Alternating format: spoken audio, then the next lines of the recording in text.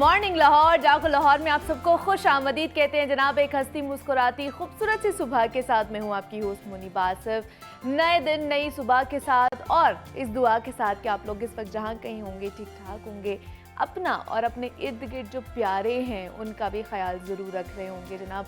हफ्ते का पहला दिन है और इस दिन को एक खूबसूरत सी नसीहत के साथ ही इसका आगाज़ करते हैं और वही है कि बोलने से ज़्यादा ना सुनने पर हमें तवज्जो देनी चाहिए। ये ज़िंदगी हमारी आसान बना देती, क्योंकि कम बात करना और ज़्यादा सुनना उतना ही मुश्किल है जितना दूसरों के ख़यालात से इत्तेफाक करना होता है।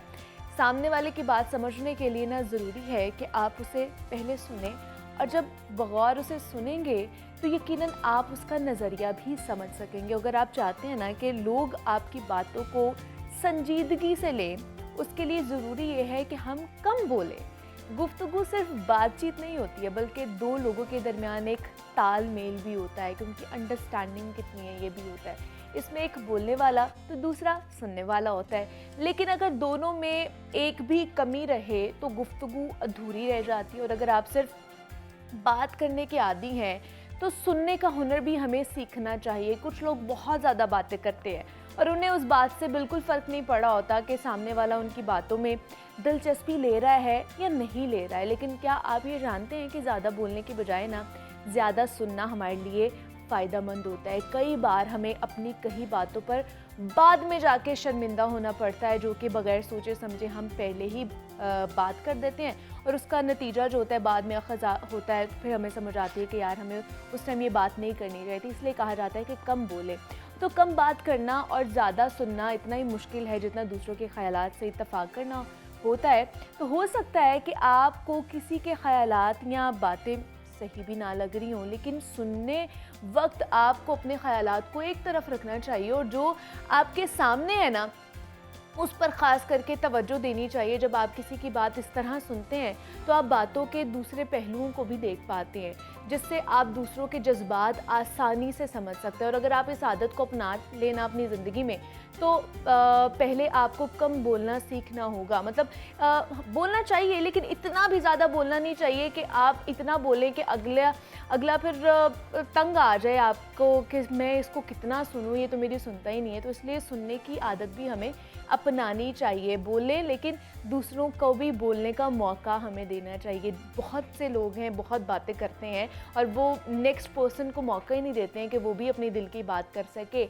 वो भी कुछ बयान कर सके, वो भी कुछ गुफ्तगू कर सके, कॉन्वर्जेशन कर सके। तो इसलिए हमें दूसरों को भी बोलने का मौका देना चाहिए। तो ये आज का पैगाम था जनाब कि कम बोलें और ज़्यादा सुनने की हमें आदत अपनानी चाहिए ज़िंदगी में। और जिस तरह का आजकल माहौल हो रहा है ना, हर कोई चाहता है कि अपनी फ्रस्ट्रेशन निकाल सके, अपने अंदर की बातों को बयान कर सके कि हम इस वक्त क्या महसूस कर रहे हैं, क्या फ़ील कर रहे हैं। तो इसलिए थोड़ी सी हिम्मत करके, थोड़ा सा हौसला और सब्र के साथ हमें दूसरों को भी सुनने की आदत अपनानी चाहिए। तो ये आज का पैगाम था। हफ्ते का दिन है तो अच्छे पैगाम के साथ ही हमें शुरू करना चाहिए। आगाज़ हो चुका है नए हफ्ते का, तो इसी के साथ हम भी आगे बढ़ते हैं। सेगमेंट है हमारा हेल्थ एंड फिटनेस, जिसमें हम सेहत के हवाले से मुख्तलिफ मसाइल पर गुफ्तगू करते हैं और जनाब हमारे जो एक्सपर्ट होते हैं उनका इलाज और एहतियात हमें बताते हैं। तो जनाब भागती दौड़ती ज़िंदगी में थकन एक आम शिकायत बन चुकी है, जिससे हर दूसरा मर्द, औरत, बूढ़े, जवान, हत्ता के बच्चे भी मुतासर नज़र आते हैं। और हर वक्त तारी रहने वाली इस शिकायत की अलामात और इनके इलाज से मुतल्लिक जानना नहायत ज़रूरी है। थकावट एक ऐसी कैफियत का नाम है जिसमें इंसानी जिस्म में तवानाई और हिम्मत महसूस नहीं होती है, और थकावट के शिकार अफराद खुद को जिस्मानी तौर पर लागर, सुस्त महसूस करते हैं। और कुछ लोग ऐसे भी होते हैं जो हर वक्त थकन और उकताहट महसूस करते रहते हैं। और ये लोग जब तवानाई से भरपूर हशाश बशाश लोगों को देखते हैं ना, तो हैरान होते हैं, क्योंकि हर वक्त ऐसी हालत में रहने की वजह से वो नॉर्मल उसे समझने लग जाते हैं। लेकिन ऐसा नहीं है, क्योंकि हमारे जो एक्सपर्ट हैं वही कहते हैं कि इसकी कई वजूहात हैं। सुबह बेदार होने पर कुछ लोगों का बिस्तर से उठने को जी नहीं कर रहा होता है, वो अपने अंदर वो एनर्जी महसूस नहीं करते हैं। और कुछ लोग काम से घर लौटते हैं तो शदीद थकन का शिकार हो जाते हैं। कभी हम मीटिंग में भी थकावट की वजह से हमारे जो मामलात हैं वो ठीक तरीके से हम उस पर तवज्जो नहीं दे पाते हैं। और एक रिसर्च के मुताबिक थकावट या निढाल होने का एहसास दुनिया भर के करोड़ों अफराद को अपनी मसरूफियात के दौरान होता है। और अक्सर ये हर वक्त तारी रहने वाली थकावट मुख्तलिफ अमराज का नतीजा भी होती है या उसकी चंद मखसूस वजूहात भी हो सकती हैं। तो आज हम अपने मेहमान से जानेंगे और फिर इसका इलाज और एहतियात पर भी गुफ्तगू हम करेंगे। हमारे साथ इस वक्त एक्सपर्ट मेहमान मौजूद हैं, डॉक्टर शहजाद भट्टी साहब हैं, और उनसे जानते हैं जनाब के किस तरह हम ये जो हमारी रोज़मर्रा की जो थकावट है इसको किस तरह हम लोग कम कर सकते हैं। डॉक्टर साहब आपको वेलकम कहती हूँ जागो लाहौर में, कैसे हैं आप? जी शुक्रिया बहुत बहुत। डॉक्टर साहब ये जो रोज़मर्रा की हमारी जो थकावट है जो बिला वजह हो जाती है, सुबह उठते हुए भी मतलब दिल नहीं कर रहा होता, दिल यही करता है कि आराम से बिस्तर पे पड़े रहें और अजीब सी निढाल सी हालत हो रही होती है, क्या वजह है इसकी? ये बात आपने बिल्कुल ठीक की, किसी एक बंदे का दिल नहीं करता, किसी का भी दिल नहीं करता, किसी का भी नहीं, एग्जैक्टली। अच्छा, लेकिन ये इसको लोग ये समझते हैं कि ये सिर्फ सुस्ती है और थकावट है। बेसिकली हम इसको एक बाकायदा एक डिजीज़ समझते हैं। अच्छा, इसको हम कहते हैं chronic fatigue syndrome. Okay. Chronic fatigue syndrome से मुराद ये है कि जब बंदा उठता है उसमें अंदर इतनी हिम्मत नहीं होती हाँ। कि उठ के अपने काम कर सके, तैयार हो सके, रोज़मर्रा के काम कर सके। उसमें कुछ हिस्सा डिप्रेशन का भी है, कुछ हिस्सा उसके मस्कुलर वीकनेस का भी है, अच्छा। कुछ हिस्सा उसके बॉडी एकस एंड पेन्स का भी है। सो इसको क्रॉनिक फटीग सिंड्रोम के नाम की ये बाकायदा एक बीमारी है और इस तरह इसका डायग्नोसिस भी ज़रूरी है और उसका फिर हल भी ज़रूरी है। ठीक है, मतलब ये एक डिसऑर्डर कह सकते हैं, एक बीमारी कह सकते हैं इसको कि जी हमारे अंदर बिल्कुल, छुपाई जी जाती बिल्कुल, है जी बिल्कुल। और हम इसको बड़ा लाइट लेते हैं। हमें लाइट इसलिए नहीं लेना चाहिए कि इसका मसला ये है कि ये ना तो किसी टेस्ट में आएगी, ना अल्ट्रासाउंड में आएगी, ना सीटी स्कैन में, ना एमआरआई में और ना ही किसी ब्लड के टेस्ट में। इसको आपको डायग्नोज करना पड़ता है। आप ये देखें कि जब काम करने को दिल ना करे, उठा ना जाए, उठ के वॉशरूम तक जाए ना जाए, जिसमें दर्दें शुरू हो जाती हैं मुख्तलिफ किस्म की जो कि डायग्नोज नहीं होती। मसलन जो हमारे घरों में ख़वातीन काम करती हैं, हाँ जी। कहाँ उनको ये जाता है कि जी आप सारे दिन करती क्या हैं, और जब उनसे पूछा जाए वो कहती है मेरे में इतनी हिम्मत भी नहीं होती हाँ। कि मैं खाना बना के कोई घर के काम काज भी कर सकूं। बिल्कुल बिल्कुल। दर्दें होती रहती हैं। अच्छा। ख़ास तौर के ऊपर जिस्म में दर्दें होती हैं, पट्टों में दर्दें होती हैं, और जो चंद जगह जो ख़ास तौर पे मशहूर हैं, दो कंधों के दरमियान दर्द शुरू हो जाएगी, हाँ। कंधों की बैक पे, Exactly. कमर के निचले में, हिस्से हाँ में, जी। और वो इतनी थकावट होती है, बल्कि मुझे तो ख़वातीन आके बाज़ औक़ात कहती हैं मुझे इतनी दर्द होती है ऐसा लगता है जैसे मुझे किसी ने फैंटी लगाई हो। यानी ऐसे ही होता है, एग्जैक्टली। Painful, so painful. हाँ। और उसके बाद हमें कहने को और सुनने को ये मिलता है कि आप करती क्या हैं घर पे? ड्रामे करती है सारा दिन। ये ड्रामा नहीं है, हाँ। It is a pain. जो दर्द है उसकी बाकायदा वजूहात हैं। अच्छा, क्या डॉक्टर साहब ये मर्द हजरात में नहीं होती जिसकी वजह से ये लोग कहते हैं कि आप करती क्या हैं या आप लोग ड्रामा कर रहे होते हैं? मर्द हजरात में भी होती है। अच्छा। आप मर्द हजरात को जाके कभी उनके दफ्तरों में देखें कि वो कितना ही काम कर रहे होते हैं। हाँ। हो क्या रहा है? लैक ऑफ एक्सरसाइज, खाने और सोने का टाइम नहीं है, और हमारी डाइट, ये अच्छा। सारी चीज़ें मिलके हमारे मसल्स को वीक कर देती हैं। उनके अंदर इतनी ताकत नहीं रहती कि वो थोड़ी सी भी रेजिस्टेंस या स्ट्रेस ले सके। अच्छा। उससे क्या होता है कि आपको हर वक्त ये महसूस होगा जैसे मैं फ्रेश नहीं हूँ, मेरे में ताकत नहीं है, मेरे में एनर्जी नहीं है। उसका असर क्या होगा कि फिर डिप्रेशन शुरू हो जाएगी, मूड ख़राब हो जाएगा, कंसंट्रेशन लेवल डिफरेंट हो जाएगा, काम नहीं होगा। तो एंड प्रोडक्ट ये है कि काम नहीं होगा, चाहे वो घर का हो और चाहे वो ऑफिस का हो। ऑब्वियसली आपकी फिर डेली रूटीन जो है वो डिस्टर्ब रहती है, आप कुछ भी नहीं करने के काबिल नहीं रहते। अच्छा, बहुत सी ख़वातीन हैं मतलब रोज़मर्रा की ज़िंदगी में भी उनकी कमर पेन, जैसे आपने कहा कि उनकी कमर में बहुत ज़्यादा दर्द रहता है। मतलब मैं भी अगर अपनी बात करूँ तो ऐसे लगता है जैसे किसी ने इंजेक्ट कर दी है पेन उस जगह पर, और वो सिर्फ मखसूस हिस्सा है कि उसमें बहुत ज़्यादा पेन हो रही होती है। जी बिल्कुल ऐसे ही है। अच्छा, हम उसको जो पेन मैनेजमेंट के हाँ। लोग हैं हम उसको डायग्नोज करते हैं। अच्छा। अब उसको हम फाइब्रोमाइल्जिया कहते हैं। ओके। फाइब्रोमाइल्जिया से मुराद ये होती है कि आपको कमर में ख़ास तौर पे, जैसे मैंने पहले अर्ज़ किया कि कंधे के दोनों कंधों के दरमियान के हिस्से में, गर्दन के निचले हिस्से में दर्द भी शुरू हो जाएगी, खिंचाव भी शुरू हो जाएगी। उसको हम पिन पॉइंट डायग्नोज करते हैं, कुछ अल्ट्रासाउंड के ज़रिए, कुछ पैल्पेशन के ज़रिए। अच्छा। अंदर छोटे छोटे नॉट्स बन जाते हैं, उन नॉट्स को हम कहते हैं ट्रिगर पॉइंट्स। जो दर्द है वो वहाँ से जनरेट हो रही होती है। अच्छा। उसका इलाज कुछ इस तरह से होता है कि एक तो आप एक्सरसाइज में आपको बताता हूँ अभी थोड़ी देर में, फिर हम एक इंसुलिन की नीडल लेके उस ट्रिगर पॉइंट्स के अंदर एक छोटे छोटे इंजेक्शन लगाते हैं, बिल्कुल पेनलेस तकरीबन होते हैं। अच्छा। वो क्या करते हैं कि जहाँ से पेन जनरेट हो रही है उस जगह को वो ब्लॉक कर देते हैं। उससे दर्द नहीं जाएगी, दर्दें बेहतर होनी शुरू हो जाएंगी।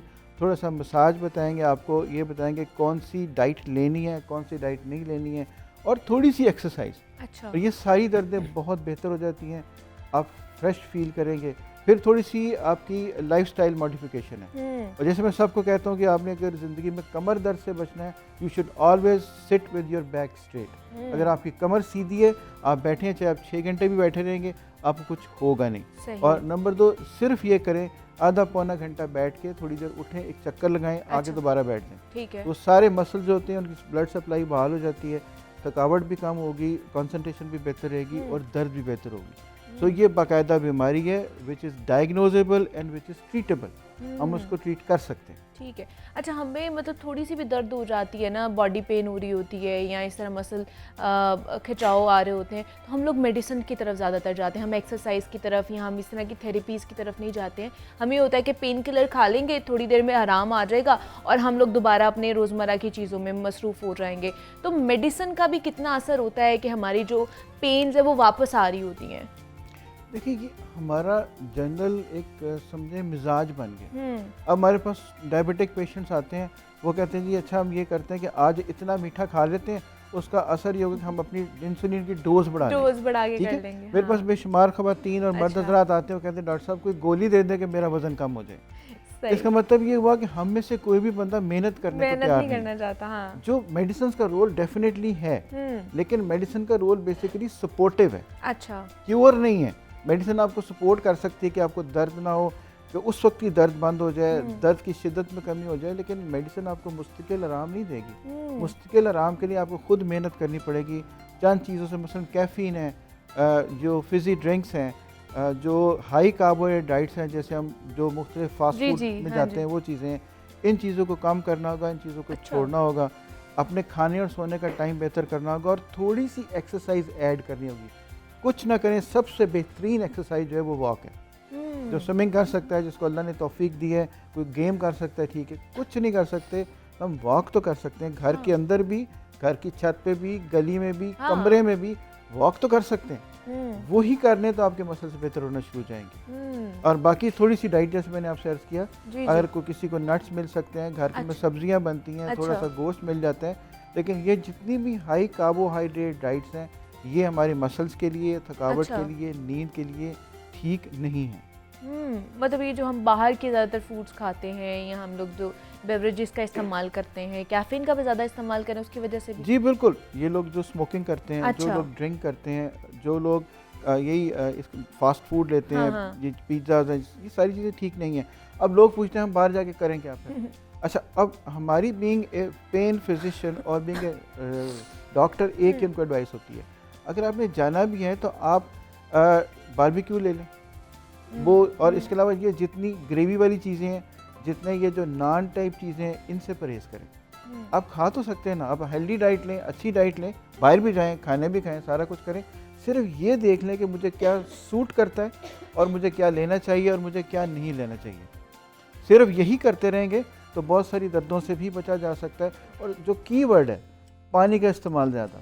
अच्छा। जितना पानी पिएंगे, मसल्स उतने बेहतर रहेंगे, उतने रिलैक्स रहेंगे, उतनी दर्दें कम होंगी, उतनी डिहाइड्रेशन कम होगी, और ख़ास तौर पे ख़वातीन के लिए उनकी स्किन ग्लो करती है। तो टेक लॉट ऑफ वाटर, पानी से बेहतरीन चीज़ कोई नहीं।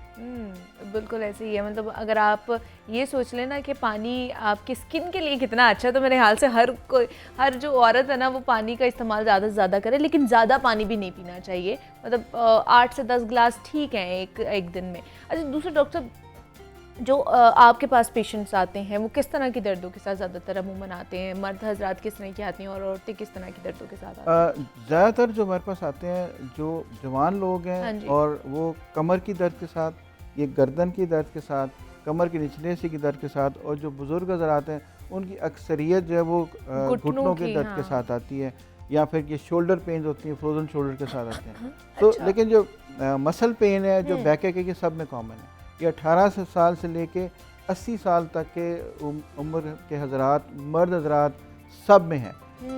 बुज़ुर्गों में अपनी एज की वजह से है, यंग एज के जो लोग हैं उनमें अपने बैठने और लाइफस्टाइल की वजह से है, और बच्चे जो हैं उनके अंदर अपने कंप्यूटर और लैपटॉप्स और उस बैड पोस्चर की वजह से है।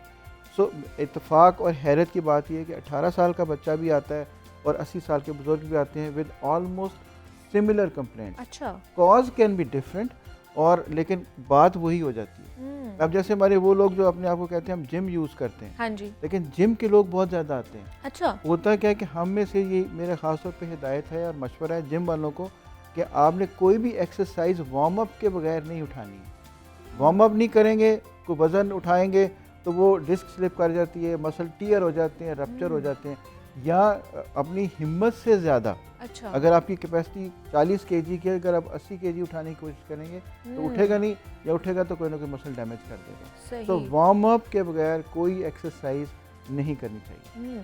अच्छा, तो आप अभी क्या तो कोई एक दो हमें एक्सरसाइज बता दें, मतलब जैसे शोल्डर की बहुत ज़्यादा पेन होती है, औरतों में भी बच्चों में भी हो रही है, तो इवन के स्टूडेंट्स जो पढ़ रहे होते हैं जिनके एग्जाम्स होते हैं वो भी बड़ा ज़्यादा स्ट्रेस्ड आउट हो जाते हैं, उसकी वजह से होता है। तो शोल्डर के लिए हमें किस तरह की एक्सरसाइज करनी चाहिए? 2 टिप्स हैं। पहली बात तो ये कि आप हमेशा अपनी कमर सीधी करके बैठें। ठीक है। नंबर 2, लेट के पढ़ने की बजाय या लैपटॉप या अपना मोबाइल यूज़ करने की बजाय उसका एक अच्छा पोस्टर रख लें।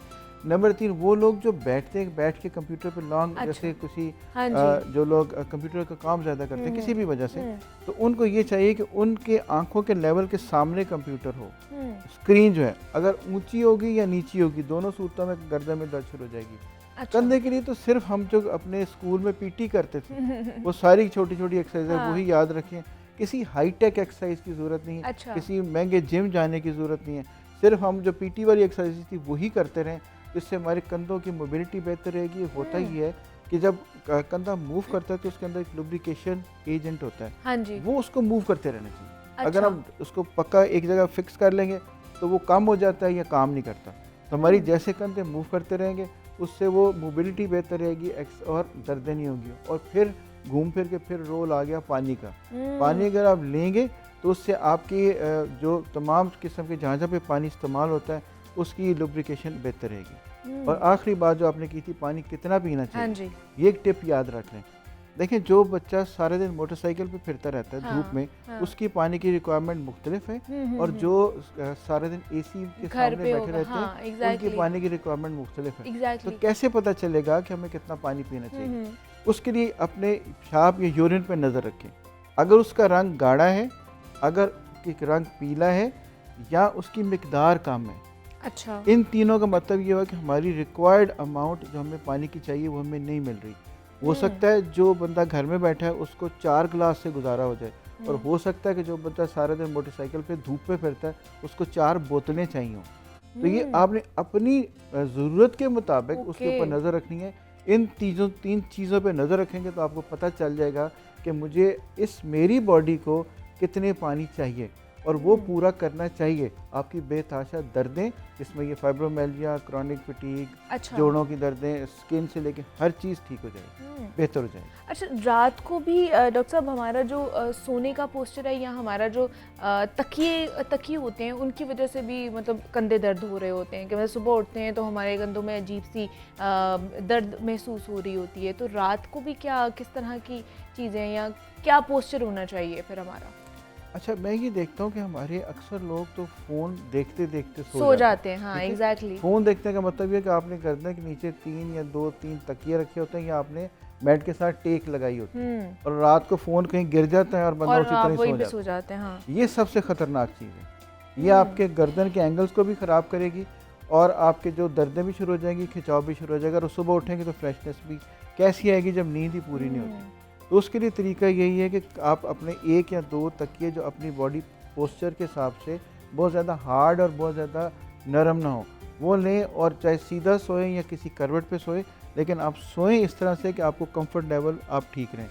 और किसी महंगे बेड की, किसी महंगे गद्दे की, मुख्तलिफ नामों से जो आते हैं उसकी कोई ज़रूरत नहीं है। हाँ। आपका बेड, सिर्फ ये ध्यान रखें, बेड की सिर्फ एक टिप है कि आपका जो बेड है वो सीधा होना चाहिए। चाहे हमारे घरों में पहले तलाइयाँ इस्तेमाल होती थी, जो चारपाइयाँ इस्तेमाल होती थी, कुछ भी आप कर सकते हैं, कोई भी यूज़ करें, लेकिन उसको सिर्फ सीधा रहना चाहिए। किसी महंगी चीज़ की ज़रूरत नहीं है। और नंबर 2, ख़ास तौर पे जो टिप है, जिनको कमर में और ये फाइब्रोमियाल्जियाज़ हैं, किसी तख्ते पे, किसी फट्टे पे और किसी ज़मीन पे सोने की ज़रूरत नहीं है। अच्छा, आप सिर्फ अपने बेड को कंफर्टेबल रखें, ऐसे ना हो स्ट्रेट रहे, तो आपको दर्दें बहुत बेहतर हो जाएंगी और आपको नींद भी बेहतर आएगी। मतलब कि सीधा आपका बेड होना चाहिए, मतलब सीधा होना आप चाहिए। किसी को कहो ना कि हमारे कमर में दर्द है तो वो कहते हैं जी ज़मीन पे सोना शुरू कर दें मैं या वही कह रहा हूँ। किसी सख्त जगह पे सोना शुरू बिल्कुल कर मैं भी दें। वही हाँ कह रहा हूँ कि रोज़ हम यही देखते हैं, हाँ या दो ही हल है, या वो ज़मीन पे सुला देते हैं या एक बहुत महंगा सारा गद्दा ले देते हैं, हाँ ये ले लो, हाँ इस नाम से आता है। मेरे ख्याल में एज ए पेन फिजिशियन मैं बहुत पेशेंट्स देखता हूँ रोज़ाना अच्छा बैक एक के, मेरे ख्याल में इनका कोई बहुत ज़्यादा रोल नहीं है, सिर्फ आपके सोने का पोस्चर अच्छा। और जहाँ पे आप सो रहे हैं उस जगह को ठीक होना चाहिए, दर्दें बहुत बेहतर हो जाएंगी। और दूसरा कि आपकी डाइट जो है वो अच्छी होनी चाहिए, जी, बिल्कुल। लाइफस्टाइल मॉडिफिकेशन के साथ जनाब आपकी तमाम तर चीज़ों से छुटकारा हासिल कर सकते हैं और अपनी डाइट का ख़ास ख्याल रखें। जितने भी हम लोग कार्बोनेटेड ड्रिंक्स हैं और बाहर के जो फास्ट फूड हम लोग ज़्यादा पसंद करते हैं, इसकी वजह से हमारा जो बॉडी स्ट्रक्चर है एक तो वो ख़राब होता जा रहा है, दूसरी इस तरह की जो क्रॉनिक डिजीज़ हैं वो हमें लगती जा रही हैं। डॉक्टर साहब हमारे साथ मौजूद है। डॉक्टर साहब बहुत शुक्रिया आपके वक्त का कि आप यहाँ पर आए, और जनाब यहाँ पर एक छोटी सी ब्रेक लेते हैं, आपने कहने जाना, मिलते हैं इस ब्रेक के बाद।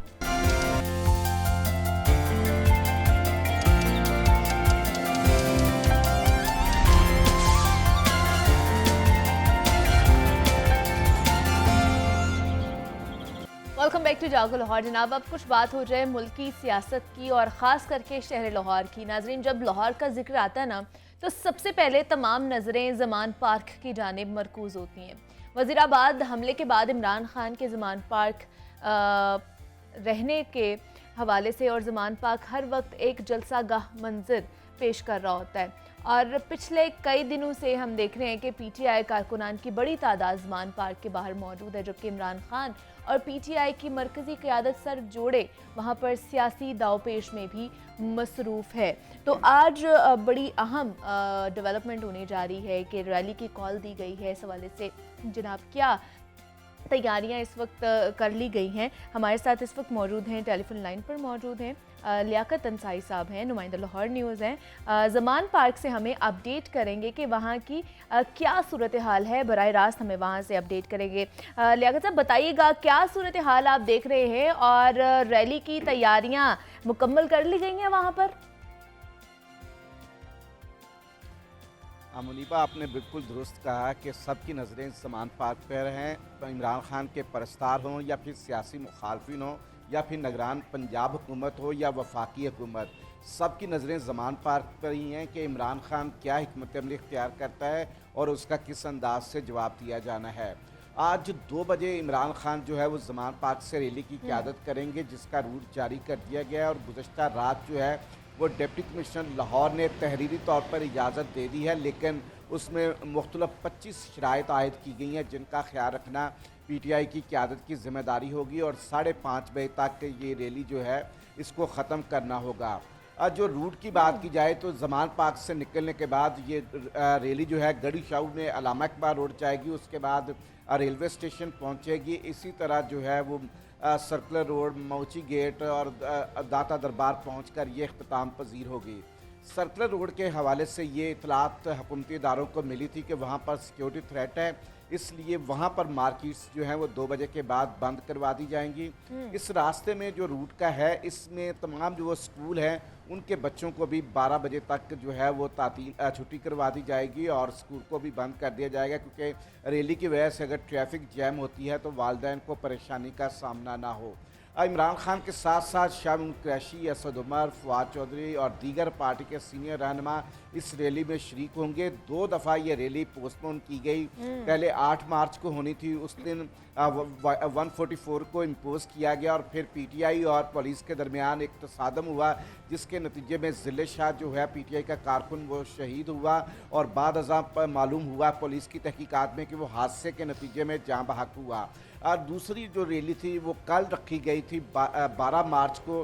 कल भी दफ़ा 144 का नफाज कर दिया गया कि ये PSL के मैचेस और मैराथन रेसेस की वजह से जो है लाहौर में जो है वो बहुत ज़्यादा सिक्योरिटी थ्रेट्स हैं, तो इसलिए 144 इम्पोज कर दी गई। कल भी इमरान खान ने रैली मुलतवी करके आज के लिए ऐलान किया, और फिर रात गए ये इंतज़ामिया और पीटीआई की क़यादत के दरमियान मामला तय पाए और बाज़ाब्ता तौर पर रैली की इजाज़त दे दी गई। ये बुनियादी तौर पर इंतखाबी रैली है जो इमरान खान करना चाहते हैं, जिसके ज़रिए वो अपनी इंतखाबी मुहिम को आगे बढ़ाना चाहते हैं, क्योंकि अब 12 मार्च से 14 मार्च तक कागजात नामजदगी जमा होने हैं। जो लोग पंजाब असम्बली का इलेक्शन लड़ना चाहते हैं तो वो प्रोसेस भी जारी है और इमरान खान एक अपना मोमेंटम बनाना चाहते हैं, क्योंकि पीटीआई की क़यादत का ये कहना है कि हुकूमत जो है वो चाहती है कि इमरान खान को जो है वो सियासी सरगर्मियाँ उनकी महदूद रखी जाए। इसलिए पीटीआई की क़यादत का ये इल्ज़ाम है कि इमरान खान पर मुकदमात की भी भरमार की जा रही है, उनको गिरफ्तार करने की भी।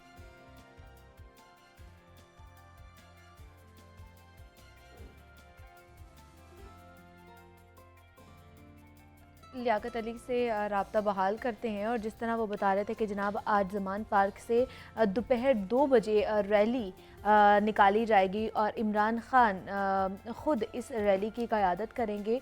और जनाब पीटीआई को रैली निकालने की मशरूत इजाज़त भी कल रात मिल गई थी, ज़िला इंतज़ामिया ने उन्हें इजाज़त दे दिया, लेकिन 25 शराइत पर हलफनामा लेने के बाद इन्हें आज रैली निकालने की इजाज़त मिली है। इससे पहले भी 2 दफ़ा ऐलान किया गया था कि 8 मार्च को भी रैली निकाली जाएगी, जो पहली रैली थी, लेकिन वो भी मनसूख हो गई थी और कल के रोज़ भी रैली निकालने का ऐलान किया गया था पीटीआई की तरफ से, लेकिन कल भी दफ़ा 144 की वजह से जनाब रैली को मनसूख कर दिया गया था। और आज ये बताया जा रहा है कि इमरान खान की क़यादत में 2 बजे ये जो रैली है इमरान खान ने इसकी क़यादत करेंगे और ज़मान पार्क से ये रैली निकलेगी। इसके रूट जो है उनका भी ऐलान कर दिया गया है और रैली अल्लामा इकबाल रोड और रेलवे स्टेशन से होती ही दाता दरबार पहुंचेगी।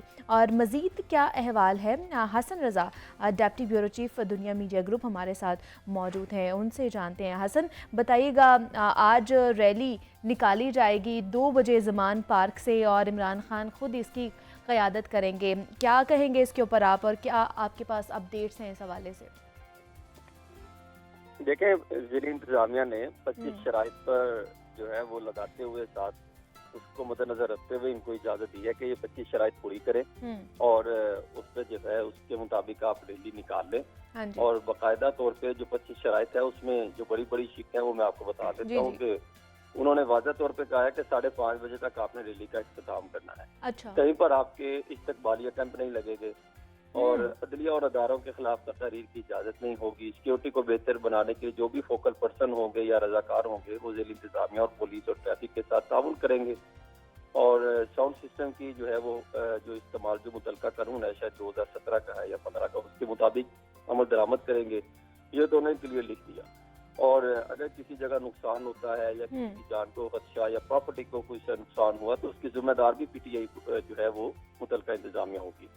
और ये किसको लिखा है, ये जो मुतलका जो जिन्होंने इजाजत मांगी थी पीटीआई के सदर लाहौर के शेख इम्तियाज महमूद, उनको बाकायदा डिप्टी कमीशन ने खत भी लिख दिया है। अच्छा। अब मसला ये है कि इस पर अमल दरामद होता तो नहीं होगा, होता दिखाई तो नहीं देगा, लेकिन मुतलका उनकी जिम्मेदारी बनती है कि अमल दरामद करें। दूसरी जानिब वज़ीर आला पंजाब बिल्कुल कह चुके हैं कि आपको मुकम्मल आज़ादी है कि आप कानून और आइन के मुताबिक जो है वो जो मर्जी इक़दाम करें, एहतजाज करें, रैली निकालें। लेकिन कल की इसी यही वजह थी ना कि कल जब PSL मैचेस थे जिसमें बहारा के मामला थे तो उसको जब पहले से प्लान था उसको तो नहीं रिजेक्ट किया जा सकता है। बहुत बड़ा काम था, PSL के गैर मुल्की खिलाड़ी पाकिस्तान आए हुए हैं तो लाहौर उन्होंने मैच खेलने आना था, इस सवाल इसको मद्देनजर रखते हुए ये फैसला लिया गया था।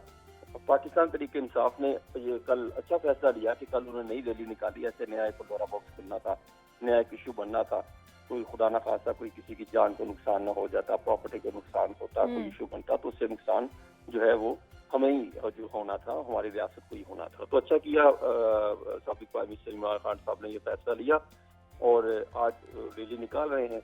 तो अब उसमें हुकूमत भी उनके साथ जितना हो सकता है दोनों मिलकर। ठीक है हसन, आप हमारे साथ ही मौजूद रहिएगा, आपकी तरफ भी दोबारा आऊँगी। अभी हमें ज्वाइन किया है मुसर्रत जमशेद चीमा साहिबा हैं, रहनुमा हैं PTI की। मैडम बहुत शुक्रिया आपके वक्त का। मैडम बताइएगा, आज 2 बजे रैली निकाली जाएगी ज़मान पार्क से और इमरान खान ख़ुद इसकी क़यादत करेंगे, कैसी तैयारियाँ चल रही हैं और क्या अपडेट्स हैं इस हवाले से? बिस्मिल्लाहिर्रहमानिर्रहीम, बहुत शुक्रिया। तैयारियां तो थैंक्स टू ये जो इम्पोर्टेड टोला है और ये जो बिल्कुल ही मैं कहती हूँ कि जिनको लोगों की जो पल्स है उसको रीड करना, लोग चाहते क्या हैं वो समझना हरगिज नहीं आता इनको। देखें, हमारी रैली को, एक दिन की रैली को इन्होंने पूरे वीक तकरीबन आज चौथा दिन है, तो 4 दिनों पे इन्होंने कर दिया, उसमें हाइप क्रिएट कर दी। लेकिन इसमें जो एक बदकिस्मत वाकया हुआ जो तारीख में हमेशा याद रखा जाएगा, वो है हमारे जिले शाह की शहादत।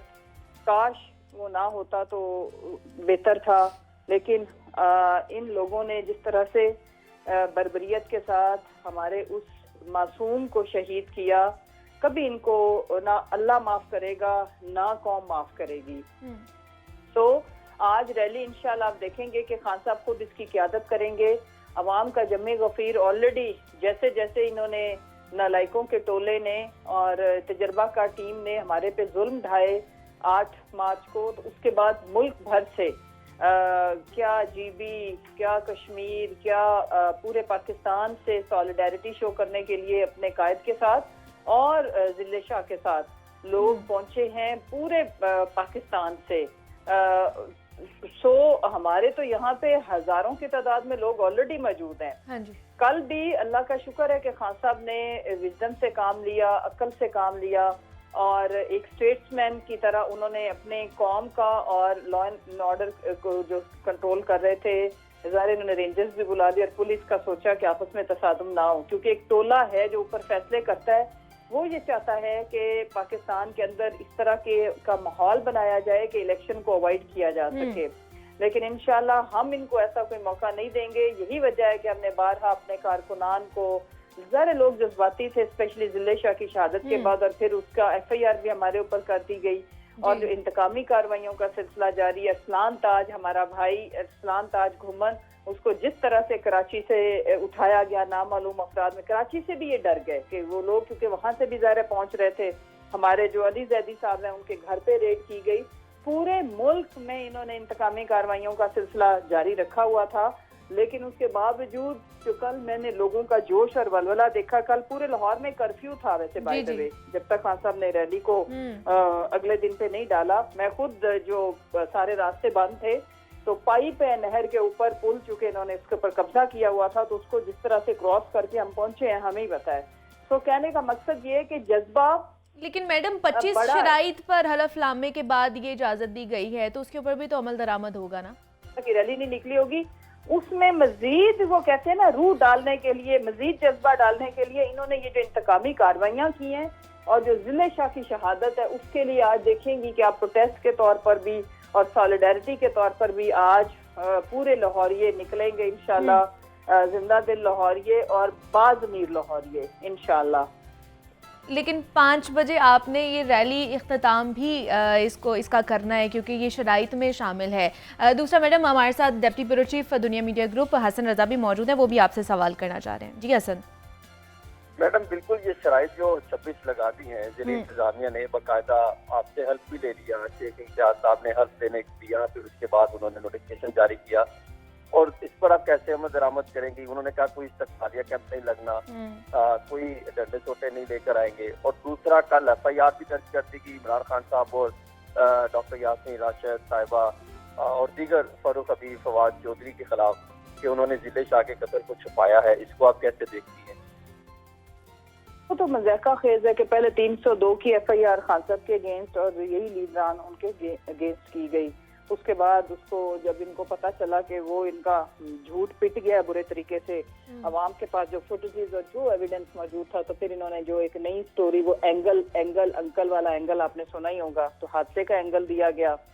तो वो जो डिस्ट्रैक्शन मास्टर है जो सारा दिन तबाही और बर्बादी करने के मंसूबे बनाती है, कभी इसने कोई कंस्ट्रक्टिव बात की हो तो आप मुझे बता दें हसन, पॉइंट आउट कर दें कि इसने पॉलिसी दी, औरतों के हकूक के बारे में बात की हो। जिस दिन विमेंस डे था उस दिन इसी की ईमा के ऊपर औरतों के ऊपर तशद्दुद किया गया।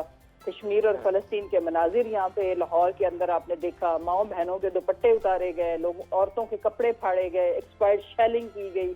तो इनके झूठों के ऊपर तो मैं कुछ नहीं कह सकती, मैं इतना ही कह सकती हूँ कि हमने एक अपील की है, हमने एक डिमांड रखी है कि इसकी जुडिशल कमीशन इसके ऊपर बनाया जाए और इसकी आजादाना इंक्वायरी की जाए, तो ठीक है, उसमें इनको भी चाहिए, ये अपने आप को वॉलंटियर करें, हम तो कर ही रहे हैं, तो उसमें दूध का दूध और पानी का पानी हो जाएगा। जो शराइत है आज जो रैली से मुतल्का है, उस पर आपका क्या ख्याल है? वो उस पर तो सख्ती से अमल दरामद कराना है ना, क्योंकि आपने हेल्प भी दे दिया, हल्फनामा बाकायदा डिप्टी कमिश्नर लाहौर को जमा करवाया, 5:30 तक खत्म कराना है, इस्तेमालिया कैंप कोई नहीं लगेगा, साउंड कोई नहीं चलेगा। हसन, हम तो आइन और कानून की पाबंदी करने वाले लोग हैं, यही वजह है कि आज चौथा दिन है तो आज हम रैली निकाल रहे हैं। आपको क्या लगता है कि ये कल, मैं चलो पहले दिनों की बात नहीं करती, कल अगर हम चाहते, जितनी इनकी फोर्स थी, लेकिन हम तसादुम नहीं चाहते, हम रैली निकाल सकते थे, क्योंकि कल लाहौर की सड़कों के ऊपर मैराथन वो भी हो रही थी, उसके बाद इसकी छोटी सी जलसी कॉर्नर मीटिंग भी हो रही थी, उसके अलावा कल 4 बड़े इवेंट्स थे जो दफा 144 को वायलेट कर रहे थे। तो दफा 144 सिर्फ हमारी रैली के लिए लगाई गई और इलेक्शन कैंपेन के लिए रैली निकालना हमारा आईनी और जमहूरी हक है। उसके बावजूद कल हमने तसादुम को अवॉइड किया।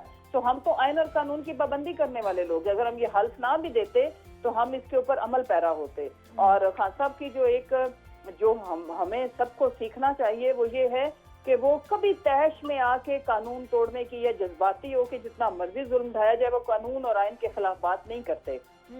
बड़े बड़े मौके आए, कमजोर लम्हात आए, जैसे जब हमारे ये जो मासूम को शहीद किया गया, उसके बाद आप सोचे जज्बात सबके किस लेवल पे थे। उसके बावजूद उन्होंने कारकुनों को सारा दिन, उस दिन के मैंने खुद भी 2 प्रेसर किए, आप हमारी बाकी जितने दीगर लीडर थे क्या बात कर रहे थे। कल शाह साहब ने क्या बात की कि ट्रैप में नहीं आना, पुरअमन रहना है, हमने तसादुम नहीं करना। अदरवाइज कल जितना मैंने लोगों के अंदर जज्बा देखा है या एंगर देखा है सिस्टम के खिलाफ, या जो उनके जज्बात देखे हैं अपने लीडर के साथ सॉलिडारिटी के लिए, और स्पेशली जिले शाह ने हमारी रूहों को झंझोड़ा है। मेरा नहीं ख्याल कि ये बेजमीर लोग, इनकी भी फैमिलीज हैं, इनकी भी अमन जो है वो रैली आज निकाली जाएगी और 2 बजे बाकायदा तौर पर जमान पार्क से इस रैली का इनेकाद किया जाएगा और इमरान खान इसकी क़यादत करेंगे। मुसर्रत जमशेद चीमा साहिबा हमारे साथ मौजूद थी, रहनुमा PTI की। हसन हमारे साथ मौजूद है। मैडम बहुत शुक्रिया। हसन, क्लोजिंग रिमार्क्स क्या देंगे आप? मतलब ये सियासी इकट्ठ है और 2 बजे तो रैली का इनेकाद किया जाएगा और इन्होंने हलफनामा भी दे दिया है 25 शराइत पर जो मशरूत है, और क्या लगता है आपको 5 साढ़े 5 बजे तक इसका इख्तिताम हो जाएगा?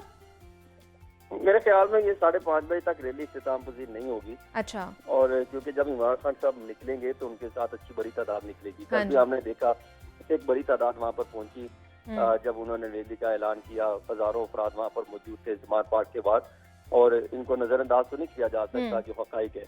और जब वो निकलेंगे तो ये पाकिस्तान तहरीक इंसाफ कैसे इस पर अमल दरामद करेगी, इस्तकबालिया कैंप भी लगेंगे तो वो कैसे जो है वो शराइत पर अमल दरामद होंगे। ये अलबत्ता एक चैलेंज होगा पाकिस्तान तहरीक इंसाफ वालों के लिए कि जो शराइत है, जो हल्फनामा दे दिया, अगर नहीं करते तो फिर यही होगा कि चलिए इंतजामिया उन पर एक नई FIR कर देगी। और अब ये चाहती, क्योंकि मुकदमे की एक तारीख है कि मुकदमे होते हैं, तो अब फिर एक नया मुकदमा हो जाएगा। रात को भी एक मुकदमा हुआ, तो अभी तो ये मामला खत्म हो जाएगा। अब तो नया पंडोरा तोशा खाना खुल गया। अब तो आप उसकी कहानियां सुनेंगे आइंदा आने वाले दिनों में, कई सालों तक यही चलेंगी।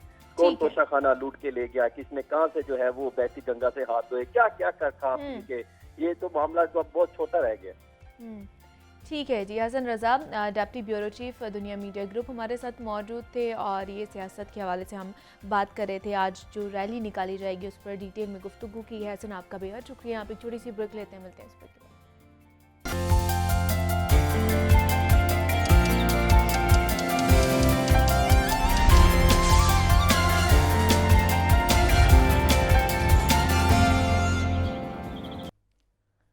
वेलकम बैक टू जागो लाहौर। जनाब, ब्रेक से हम वापस आ चुके हैं और बढ़ते हैं अपने अगले सेगमेंट की जानिब। जनाब, आप तालिब इल्म हो, मुलाजमत पेशा हैं या किसी कारोबार से वाबस्ता हैं, आप माशरे के किसी भी तबके से ताल्लुक़ रखते हो, आपके नज़दीक कामयाबी का मेयार जो भी हो, मुस्बत, देरपा और मानी खेज ताल्लुकात बनाने की सलाहियत ना आपकी शख्सियत को अक्सर बदल कर रख सकती है और यही खूबी आपको कामयाबी की राह पर भी गामजन कर सकती है। लेकिन अगर यही ताल्लुकात नाखुशगवार हो जाएं तो इंसान की ज़िंदगी अजीरन हो जाती है। और ताल्लुकात घर के हो या फिर बाहर के, अगर नाखुशगवार गुजरेंगे तो इंसान कामयाबी की रेस से आउट हो जाता है। और सिर्फ यही नहीं, बद से बदतर ताल्लुकात इंसान को कब्र तक भी पहुंचा देते हैं। आप जहां भी मौजूद हों, आपका जहन उस ताल्लुक पर ही जाएगा जो कुछ मसाइल की वजह से नाखुशगवार गुजर आए।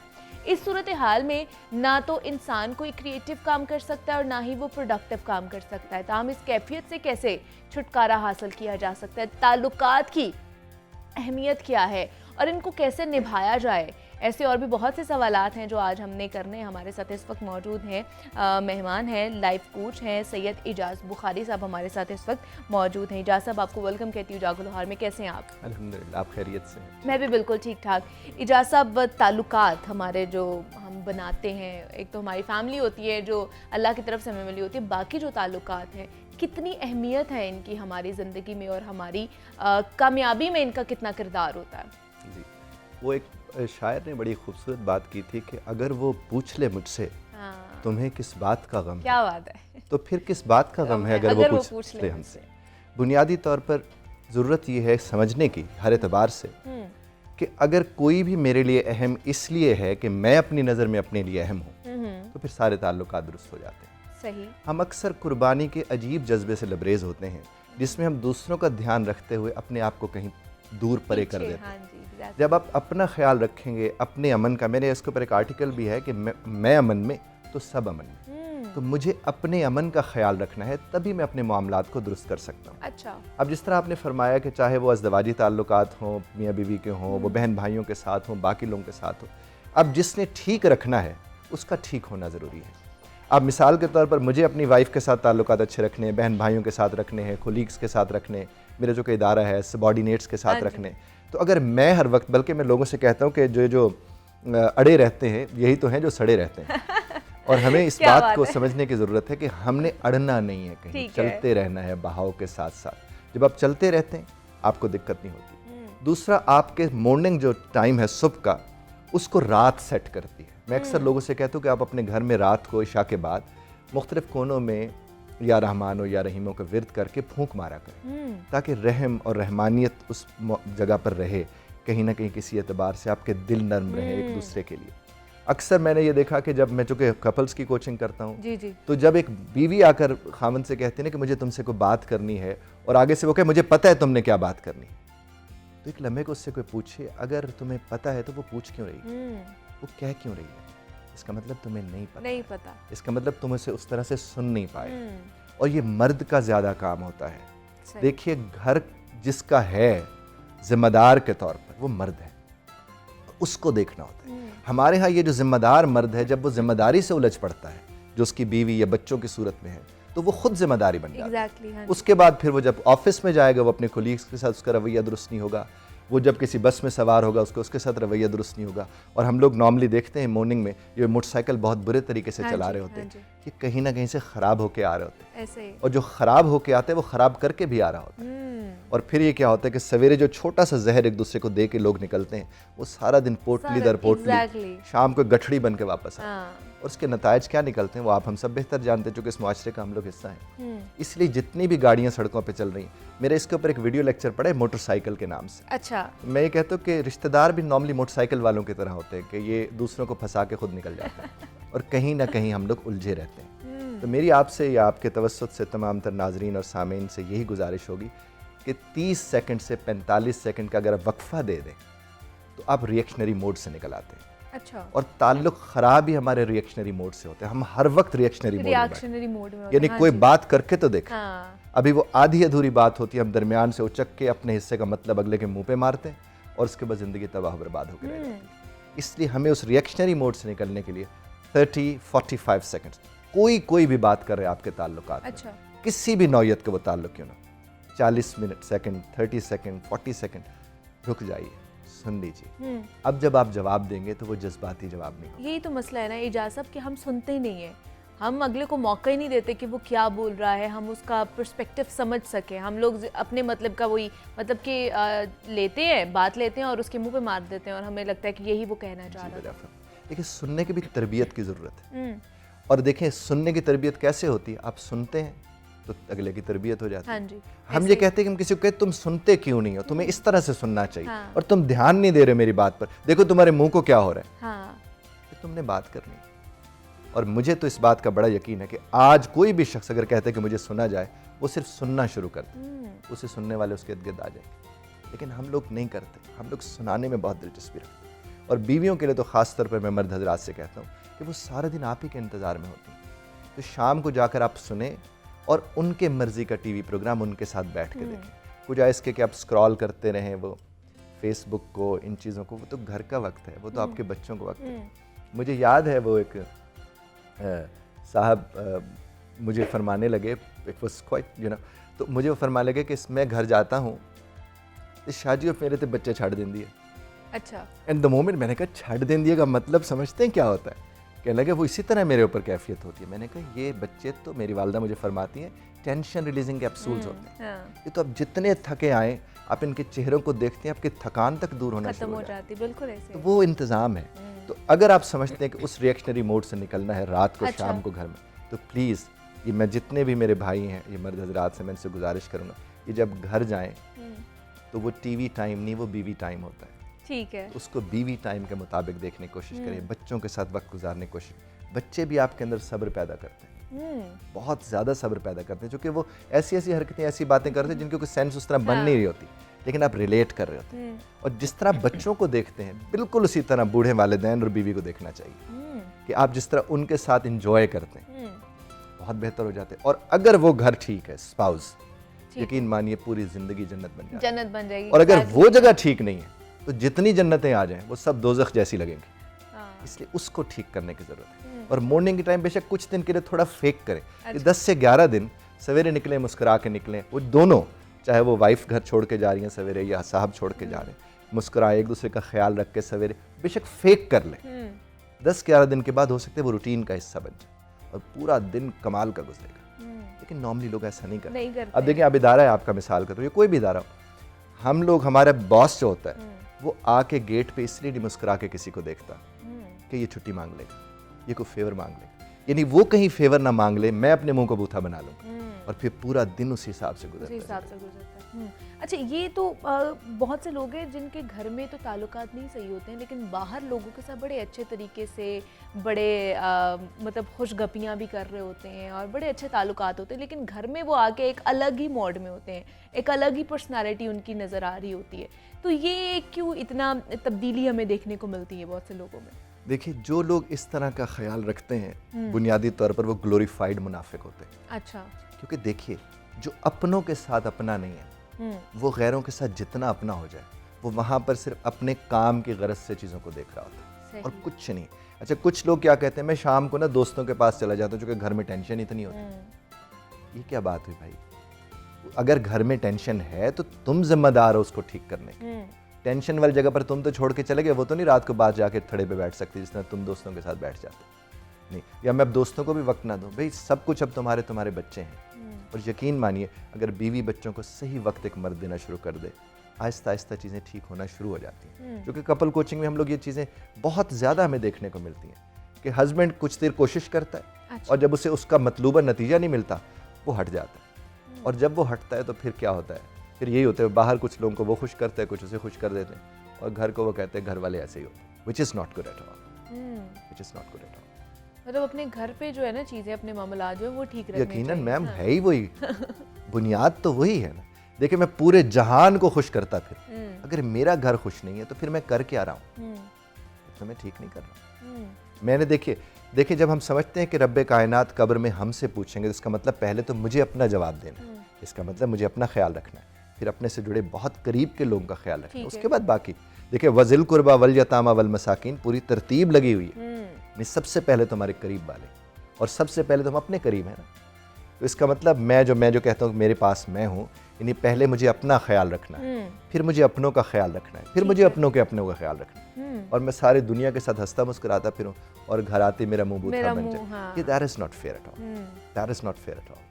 अच्छा, दूसरा इजाज़त साहब, बहुत से लोग हैं जो सिर्फ कह लें कि अपना ही सोचते हैं, मैं जिनके अंदर बहुत ज़्यादा होती है, सेल्फ ऑब्सेस्ड उन्हें कह सकते हैं, या ईगोइस्ट कह सकते हैं, कि वो कहते हैं कि सिर्फ मैं ही मैं हूँ, और अगर मेरे साथ और कोई भी नहीं होगा तो मैं फिर भी ज़िंदगी में आगे बढ़ सकती हूँ या कामयाब हो सकता हूँ। तो ऐसे लोगों को भी तो ज़रूरत होती है कहीं ना कहीं, या नहीं होती है? ये इन्फीरियरिटी कॉम्प्लेक्स का शिकार होते हैं ये लोग। अच्छा, जो इस तरह के लोग होते हैं। दूसरी बात मैं आपको एक बात अर्ज़ करूँ, हमारे यहाँ प्रॉब्लम ये है कि अगर कोई अपना सोचने लगे तो सबसे पहले उसके ऊपर खुदगर्जी का वो टैग लगा दिया जाता है। ऐसा नहीं होता। देखिए, खुदगर्जी, देखिए जब कब्र मेरी है तो मुझे अपनी फिक्र नहीं होनी चाहिए। वो कहाँ से खुदगर्जी है? वो तो मुत्तकी बनाएगी मुझे कि मैं अपनी ज़ात के साथ इंसाफ करूंगा तो मैं किसी के साथ भी कर सकता हूँ। बिल्कुल। और अगर मैं अपनी ज़ात को अजाब में डालूँ और मैं कहूँ मैं किसी का ख्याल रख रहा हूँ, वो ख्याल रखना नहीं होता, उसमें कोई इत्मीनान नहीं होता। वो सिर्फ हम मुआशरे के लिए कर रहे होते हैं कि फ़लाँ कहेगा देखो उसने बहन का कितना ख्याल रखा, फ़लाँ कहेगा देखो उसने बीवी का कितना ख्याल रखा। उसने पहले आपने अपना ख्याल रखना है, और ये खुदगर्जी हरगिज़ नहीं है। नॉर्मली लोग इसको कंफ्यूज कर देते हैं कि ये सेल्फलेसनेस को सेल्फिशनेस के साथ कंफ्यूज करते हैं, which is not okay at all. हमें अपने काम को ज़रूर ध्यान देना है, अपने आप को ज़रूर ध्यान देना है, अपने इर्द गिर्द के लोगों को भी ज़रूर ध्यान देना है, लेकिन मुझसे बढ़कर कोई नहीं है। जब मैं ये समझूंगा फिर मैं तकवा अख्तियार करूँगा। और अगर मैं ये समझूंगा कि नहीं सारे ठीक है, और फिर उसके बाद क्या होगा, मैं तो उसके लिए भी काम किया, उसके लिए भी किया, मैंने उस भाई की भी मदद की, मैंने उस भाई की भी मदद की, मैंने उसके लिए भी मदद किया। फिर मैं उबर पे सफ़र ज़्यादा करता हूँ, मुझे चूँकि स्टोरीज़ की तलाश होती है, तो हर कहानी एक कहानी होती है और बहुत सी चीज़ें वहाँ से मिलती हैं। मुझे एक साहब कहने लगे, उनकी उम्र 63 बरस थी, 64 बरस। वो गाड़ी चला रहे थे। कहने लगे मैंने 6 बहनों की शादियाँ की हैं, मैंने 2 भाइयों को डॉक्टर बनाए, और आज मेरे पास रहने की जगह नहीं। मैं किराए के मकान पे रह रहा हूँ। बूढ़ी कहते हमने बच्चे तक नहीं पैदा किए अपने बच्चों के लिए कि मेरे बहन भाइयों का मैं ख्याल रख सकूँ। And he was literally crying.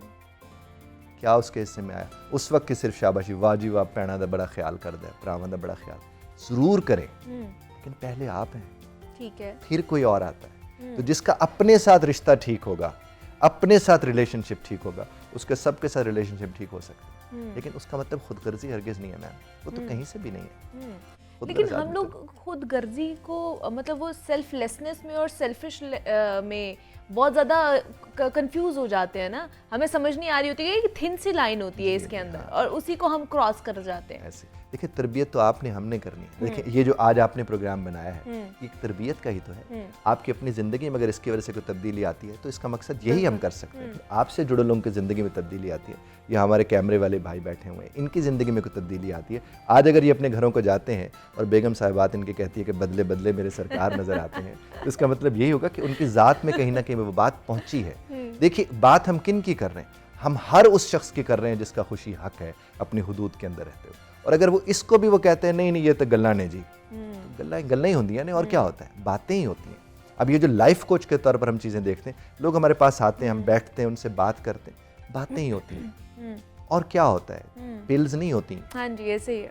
इन्हीं को समझने, अगर मैं किसी को भी सवेरे तुम अच्छी तरह नहाओ धो तैयार हो, अपने आप को देखो और खुश हो जाओ, क्योंकि अल्लाह जमीलन व युहिब्बुल जमाल, तो इसमें कौन सी दावत, हम यही दावत दे रहे हैं। लेकिन एक चीज़ मैं आपसे ज़रूर अर्ज़ करूँगा मैम, कि हमें सिर्फ दावत देनी चाहिए। अच्छा। हिदायत मेरे अल्लाह की तरफ से होती है। अब किसी को भी अच्छे अमल की दावत दे रहे हैं तो आपको अल्लाह ने तौफीक भी दे दी, सिला भी दे दिया।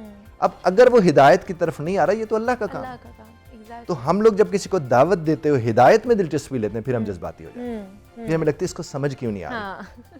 और मैं तो लोगों से कहता हूँ, जब आप किसी को समझाने लगे 5-10 दफ़ा और उसे समझ नहीं आ रही, और आप उसे कहो तुझे समझ नहीं आ रही, तो उसको शीशा लेके आपके सामने आना चाहिए और कहना चाहिए ज़रा फिर इरशाद फरमाइएगा, आपको समझ नहीं आ रही कि उसे समझ नहीं आ रही। तरीके तो हमने ढूंढने, वो आपने ढूंढने, वो मैंने ढूंढने, वो हमने, जिसको अपने घर में अमन चाहिए तरीका उसे ढूंढना है। सही। और इसी के लिए से कोशिश ये तो एजाज साहब हमने घर में अमन की बात कर ली है कि अमन किस तरह चाहिए। जो मुलाजमत पेशा अफराद हैं, मतलब जो ऑफिस में काम कर रहे होते हैं, वो कैसे तवाज़ुन बरकरार रखें अपने रिलेशनशिप्स में, मतलब कलीग्स के साथ या बाकी लोगों के साथ। घर में तो ठीक होता है, कलीग्स में भी आपस में बहुत सारी ऐसी चीज़ें चल रही होती हैं, तो वो किस तरह अपने रिलेशनशिप को ग्रो कर सकते हैं? देखिए मैं आपको एक बात अर्ज़ करूँ, एक तो हमेशा, मैं तो मेरे तजुर्बे का ये हिस्सा है, मैं लोगों को कहता हूँ कि खुलीग्स हो गए और ससुराल हो गया। अच्छा। इनसे कभी दिल की बात नहीं करनी चाहिए, इनको कभी अपना कोई राज नहीं बताना चाहिए, क्योंकि इन्हें जब जब मौका मिलता है ये उसका पूरा फ़ायदा उठाते हैं। इनको कभी भी अपने मुताल्लिक किसी किस्म के कोई राज की बात इनसे शेयर नहीं करनी। दैट्स माई, मेरा जो अपना एक अंडरस्टैंडिंग। दूसरी बात कि जब आप एक जगह पर आते हैं तो यहाँ पर अब जितने भी लोग हैं ये एक फैमिली है। हाँ जी। एक फैमिली की तरह अच्छे तरीके से स्वभाव तरीके से अपना काम करें, हंसी मजाक करने हंसी मजाक कर ले, किसी जुमले के ऊपर कोई बात करनी है कर ले, and then that's it. Okay. उसी तरह से वो चले जाए। देखिए यहाँ पर होता क्या है, जब आप 4 लोग कहीं बैठेंगे और किसी एक शख्स की टांग खींचेंगे तो वो गीबत है ना। तो जब आप गीबत का हिस्सा बनेंगे तो आपको पुरसुकून आप तो हो ही नहीं सकते। फिर दूसरी बात है कि मुकाबला सिर्फ अपनी ज़ात के साथ करते हैं। जब खुली किसी और के साथ मुकाबला करने के ऊपर उतर आते हैं तो उसके बाद तो हर वक्त जल रहे होते हैं। हाँ। क्योंकि उसके साथ मुकाबला चल रहा है, कभी उसके साथ मुकाबला चल रहा है। इस तरह नहीं करना चाहिए। दूसरी बात है कि मैं वही बात जो शुरू से अर्ज़ कर रहा हूँ, अब आपने फरमाया ना कि यहाँ पर कैसे करें, जो घर में ठीक होगा ना वो हर जगह ठीक होगा। सही। क्योंकि उसको घर से सुकून मिल रहा है, घर से राहत मिल रही है, अपने बच्चों से, अपनी फैमिली से, बाकी चीज़ों से। जब वो यहाँ पर आएगा तो वो किसी के साथ नहीं उलझेगा। ये जितने इधर उलझ रहे होते हैं, ये माने या ना माने, ये कहीं ना कहीं और उलझे हुए होते हैं। अच्छा। और चूँकि आपकी गुफ्तगू जो थी, आपका जो टॉपिक था वो भी इसी के साथ है, रिलेशनशिप। हाँ जी। तो मैं समझता हूँ कि जो बुनियादी रिश्ता है जब ठीक होता है, सारे रिश्ते ठीक हो जाते हैं। और अगर बुनियादी रिश्ता ठीक नहीं है ना, तो फिर आप किस किस रिश्ते को संभालते फिर। लेकिन इजाज़त बहुत से लोग हैं जो ऑफिस का प्रेशर होते हैं, ऑफिस का जो कह लें कि जो उनके ऊपर सारी चीज़ें चल रही होती हैं, वो घर जाके उसका सारा निकालते हैं, अपनी जो कह लें कि गुस्सा है, अपनी सारी चीज़ें, फ्रस्ट्रेशन ऑफिस की, वो घर जाके निकालते हैं। तो ये भी तो ठीक नहीं है, फिर उन्हें क्या करना चाहिए? फेल है। देखिए, मुझे याद है पाकिस्तान के एक टॉप क्लास होटल में मैं ट्रेनिंग कराने के लिए हाँ। गया, तो वहाँ पर एक बेरर्स को मैं सिखाने गया कि कप कैसे रखते हैं, ये वो मेरा अच्छा, मन अच्छा। तो उसमें से एक बेरर ने कप ऐसे रखा, तो मैंने से कहा कि यार अगर इसमें से चाय गिर जाती या कोई पानी का गिलास में से पानी स्पिल हो जाए तो आप माजरत करते हो, सॉरी करते हो? वो कहने लगा सर को एक बारी। मैंने कहा कभी घर में जाके सॉरी किया? तो उसने जो जुमला बोला, मुझे वो कहते हैं कि सर घर में सॉरी करने के पैसे थोड़ी मिलते हैं। जुमला देखिए। फिर मैंने उससे एक बात अर्ज की, मैंने कहा जिनके लिए सारा दिन बर्दाश्त करते हैं, बस शाम को उन्हें बर्दाश्त नहीं करते। आप एक लम्हे को देखिए, यहाँ पर आप काम करते हैं, हमारे कैमरे वाले भाई भी बैठे हुए, बहुत सी ऐसी चीज़ें होती हैं जिनका दिल नहीं मानता करने को, जो ये कहते हैं यार ये क्या फजूल काम हमें करने के, लेकिन ये करते हैं। ऐसे ही। क्यों, किन के लिए करते हैं? बच्चे जो हैं, फैमिली जो है। तो अगर उनके लिए यार कर रहे हो, तो शाम को आप जब घर जाओ, तो आप तो इतनी, यानी आप दिमाग के अंदर जन्नत लेकर जाओ, दिल के अंदर जन्नत लेकर जाओ, ताकि अंदर बैठी जन्नत बड़ी जन्नत बन जाए। लेकिन ये दिमाग में दोज़ख लेके जब घर में घुसते हैं, उसको भी दोज़ख बना के रख देते हैं। आपके साथ यहाँ कुछ भी गलत हुआ, उनका क्या कसूर है? वो सारे दिन से आप ही के इंतजार में बैठे हैं। वो चाहे खातून घर वापस जाती हैं या हजरत जाते हैं, हाँ जी, ऐसे ही। इंतजार में वो लोग बैठे हुए हैं। तो जो आपके इंतजार में, वो खुशी के इंतजार में है, वो रहम के इंतजार में है, तो आपको उसी तर्ज पर करना चाहिए ना। अगर आप यहाँ पर घर से उलझ के आओगे, यहाँ पर उलझते रहोगे, फिर उलझ के चले जाओगे, आप ज़ाय हो जाओगे। अपने जो ताल्लुकात हैं और मामलात बेहतर करने की जी, हमें बिल्कुल। कोशिश करनी चाहिए, वो चाहे प्रोफेशनली हो या फिर आपके पर्सनल जो ताल्लुकात है। अगर आपका घर जन्नत होगा तो आपको हर चीज़ ही जन्नत ही नज़र आएगी। हमारे साथ सैयद इजाज़ बुखारी साहब हमारे साथ मौजूद है, लाइफ कोच हैं। इजाज़ साहब, बहुत शुक्रिया आपके वक्त का कि आप यहाँ पर आए और किस तरह हम अपने रिलेशनशिप्स को, अपने ताल्लुकात को बेहतर बना सकते हैं, उस